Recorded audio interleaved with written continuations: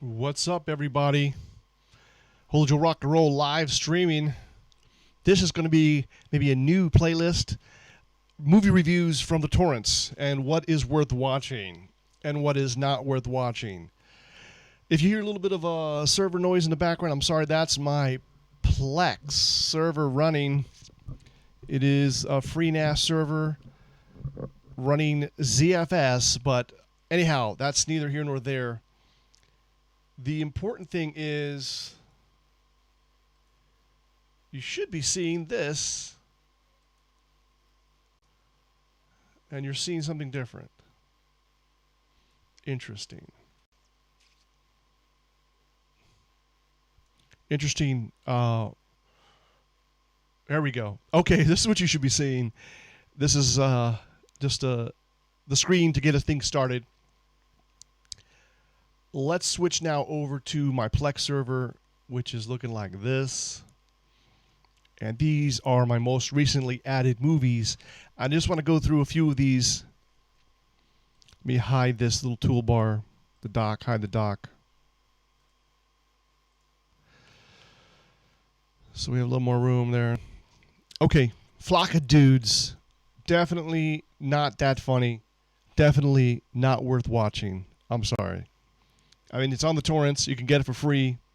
But it's just kind of like a wannabe...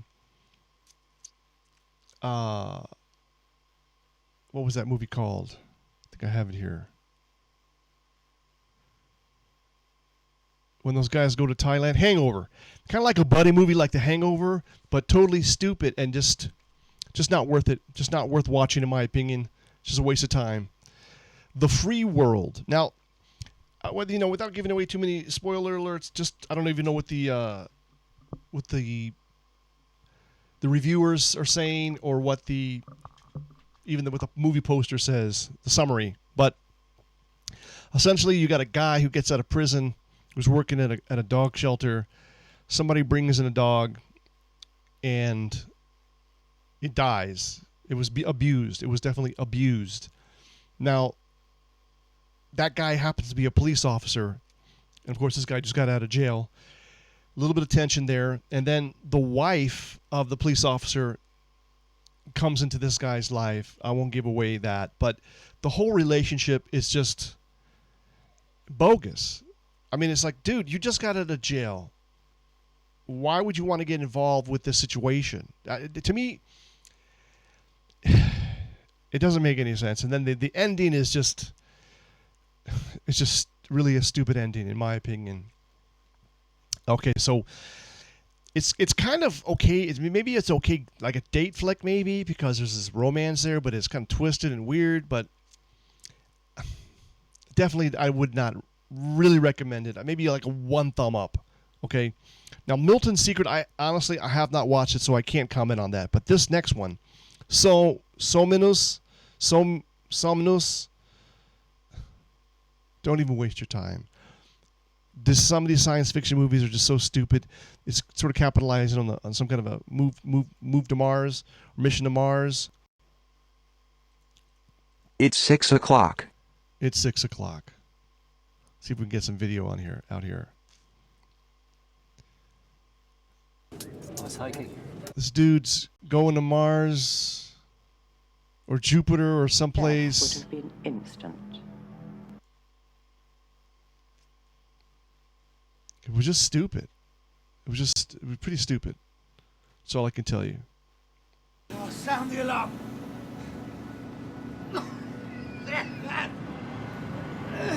Yeah, I mean, it was just stupid. Basically, the computer, it's kind of like Space Odyssey 2001, where the computer works against them.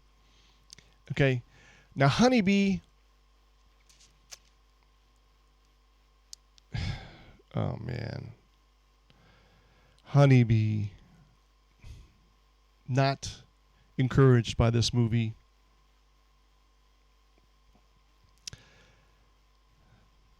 Not encouraged. Don't know if these people were vampires, or it was a vampire movie, or some sick kind of just stupid. I didn't like Honeybee. I'm sorry. What did you think? Now, Lights Out. Okay, Lights Out is kind of a horror flick. And it is a bit scary in that creepy, unknown kind of a thing. But I really didn't like it. Honestly, I mean, if you're looking for like a creepy, sort of scary, semi-scary horror flick, suspenseful, it kind of is. The ending is very predictable, but it's not like a movie that I really loved. I really didn't like it, to be honest with you. I really didn't love it. Passage to Mars, available on the torrents, has nothing to do with really Passages to Mars. It's just that it's documenting a 2-year pre-Mars missions in the Antarctic or in the Arctic, where these guys are not even testing real vehicles that are going to go to Mars. It's just a waste of time. I thought it would be good. These movies that I hated, I'm deleting from my free NAS, torrents, whatever, my Plex server. Star Trek Beyond. God, man. These movies are getting stupider and stupider. Really,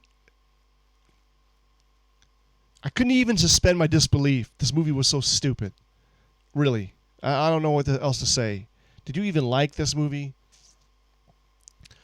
Storks I haven't seen yet. I got it for my kids. One kid who did see it liked it.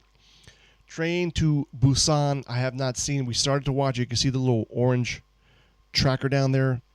It's in Korean and it's dubbed.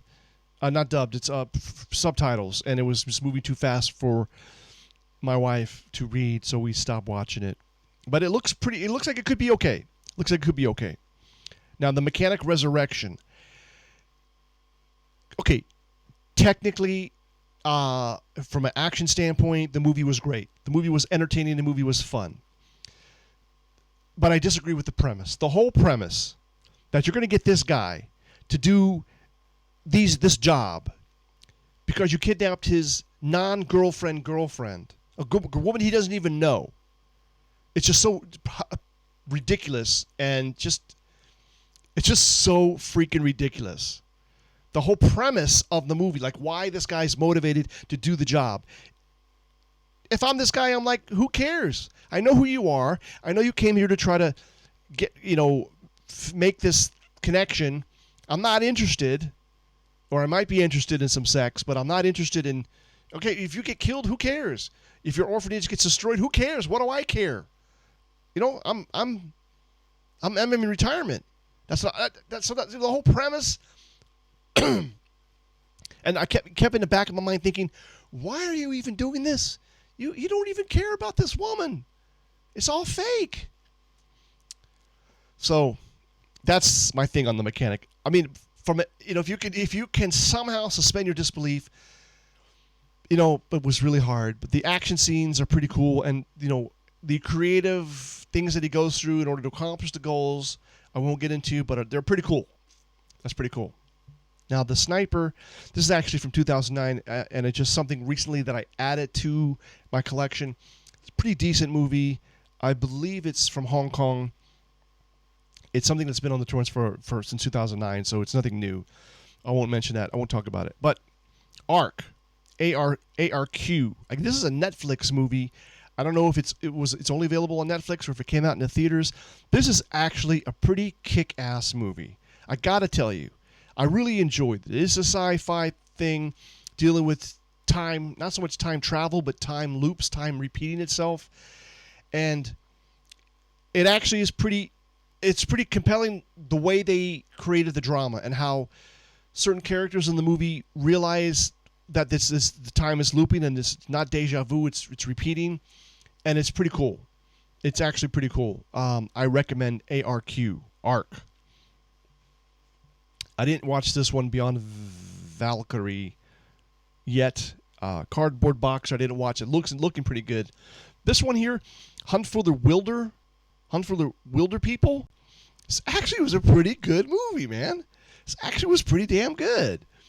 It's about this fat kid over here who's like an orphan who gets some new foster parents, and who's this actor? This actor right here, he always plays now these sort of wild Bushmen type guys.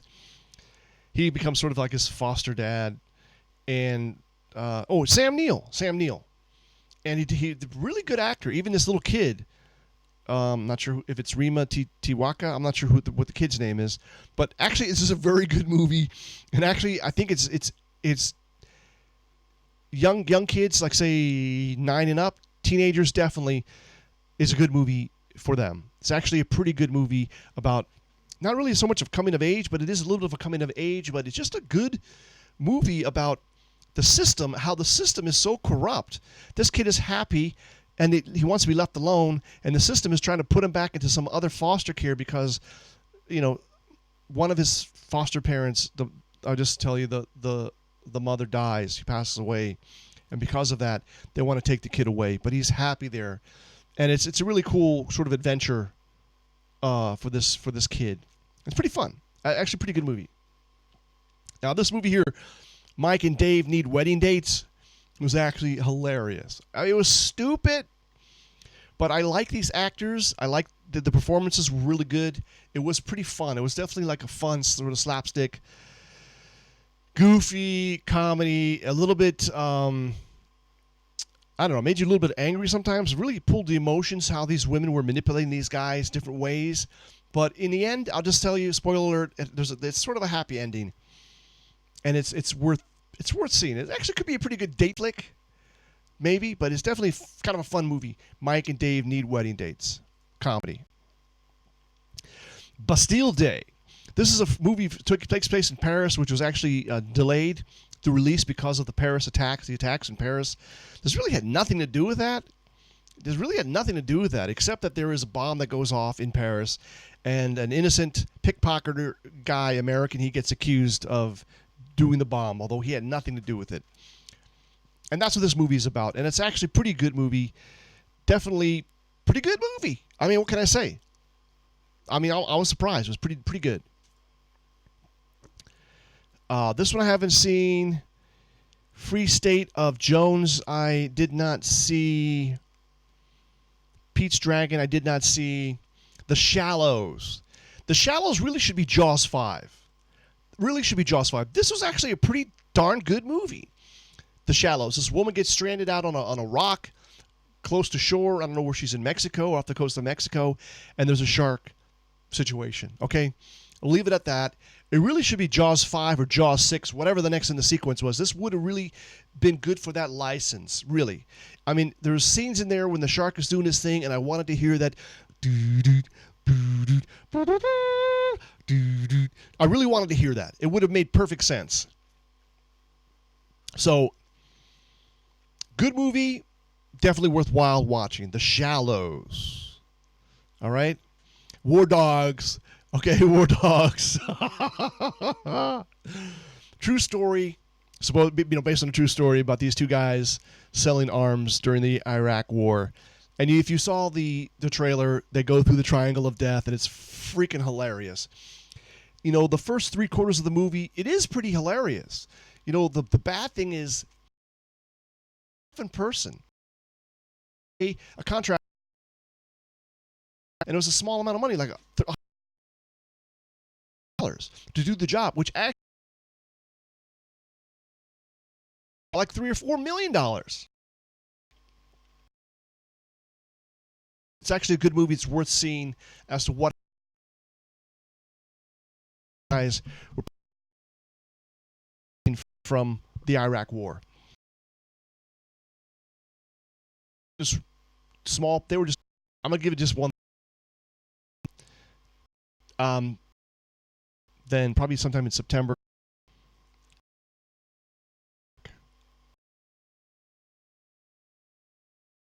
Oh yeah. Nation under Trump. This is sort of a document in what Trump did, how he succeeded. This actually is a pretty fair, semi-pro-Trump documentary, but it's not, it's not 100% pro-Trump, but it's actually very positive on Trump and the primaries of how he did. Secret Life of Pets I have not watched. My kids saw it. They said they liked it. Skip Trace I haven't watched yet. Midnight Run is really old. It's from 1988, but I just heard the name of the movie, looked it up real quick, and I found it on the torrents, downloaded it. That's an excellent movie. Robert De Niro. Excuse me. What's going on? Yeah, Robert De Niro and Charles Grodin. Charles Grodin. De Niro is actually the good guy. He's a bail bondsman trying to get Charles Gordon, who stole money from the mob, $50 million mob, and he tries to get the money back. So it's actually a really good movie, and this is from 1988. You know, very little special effects, just good movie with Robert De Niro. Here's a new one, Bloodfather, with Mel Gibson. You know, this is not the first movie where you have Mel Gibson in a role defending his daughter.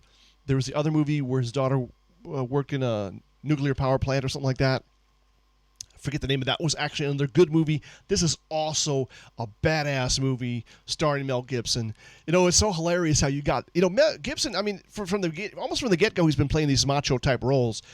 Here he plays an ex-con macho guy, just keeping his nose clean, just minding his own business. His daughter gets into trouble. She had run away, and comes back into his life, needs his help, and he goes into action protecting his daughter. Really good movie. Pretty exciting. I would say pretty fairly realistic.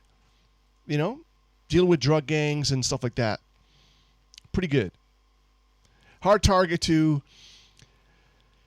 Oh, God. It's semi worth watching. I guess Hard Target, the original was with the Brussels from Brussels. This one, similar type of idea. You know, maybe like a half a thumb up. So it was okay. It was okay. It was okay. It just wasn't great. It was just okay. What else can I tell you? 17 Again was actually pretty good. Now we're going back a little ways. 17 Again, actually a pretty decent movie. And definitely a good date flick. If you're looking for a date flick, this actually could be a pretty good date flick. Pretty decent date flick. I mean, it's pretty good. That's the kind of situation. You know, Matthew Perry plays this dude who was able to be 17 again. Yeah, he's estranged from his wife. He gets a chance to do different. And it's a pretty good movie. Definitely worth watching, I would say. Definitely give it up. Give it a thumbs up. And I think that's where I'm going to draw the line there. These are older movies from 2009 that I recently copied over to my Plex. Of course, Casper from 1995 is a good movie. I don't remember this. Bart Got a Room. Watched it a long time ago. So these movies at the top of the broadcast, which I gave them thumbs down or didn't really recommend, I'm definitely going to be deleting them from Plex. There's no reason to waste space with movies that are no good, that I'll never watch again. But definitely the ones with I thumb it up that I liked, I'm definitely going to keep. And I hope you enjoyed. This is the first of hopefully many broadcasts where I will be reviewing what I've been able to, what's available. Let's put it. I'll be reviewing what is available on the torrents and what I have seen, and I'll give you my comments, my thoughts on these various movies. So until next time, make it happen for the captain, because you're the captain. This has been Holy Joe Rock and Roll. Take care, and we're signing.